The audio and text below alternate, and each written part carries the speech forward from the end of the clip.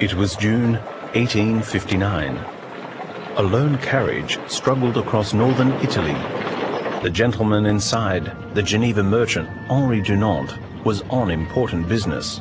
He was determined to be given an audience by Napoleon III, the powerful Emperor of France. Dunant knew that Napoleon was now somewhere nearby with his troops. Dunant suddenly found himself in the midst of a battlefield.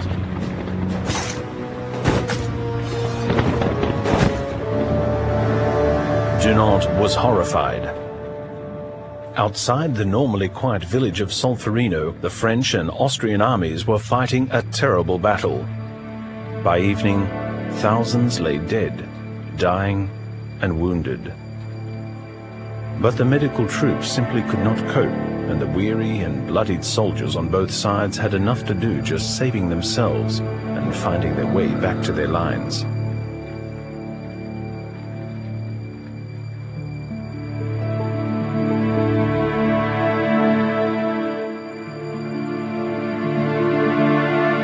Dunant forgot all else. Help was crucially needed. Resolutely, he set up a makeshift hospital in a church in the village, where the dying and wounded could receive attention and care in peace and quiet.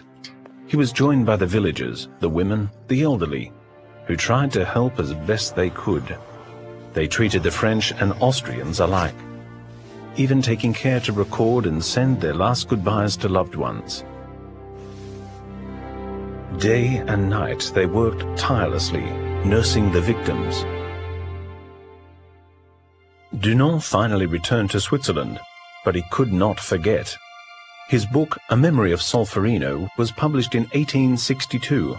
Dunant proposed the establishment in every country of a neutral, independent body of helpers who could provide protection and care for the wounded in case of war, regardless of side. The idea was revolutionary and had found willing ears.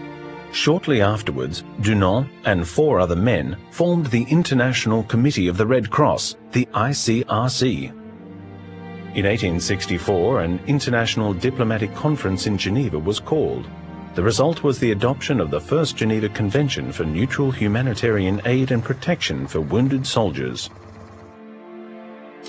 Many years later, following the First and Second World Wars, other visionaries added more Geneva Conventions.